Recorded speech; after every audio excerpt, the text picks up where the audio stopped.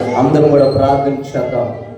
Good Friday అంటే మంచి శుక్రవారం, గుడ్ ఫ్రైడే మంచి రోజు, ఒక మంచి రోజు ఉన్నట్టుగా, ఒక మంచి శుక్రవారం ఉన్నట్టుగా. ఎందుకు దేవుడు మన జీవితంలో మంచి చేయడు? మనం కూడా ఒక మంచి గుడ్ బాయ్గా, గుడ్ గర్ల్గా అవుదాం.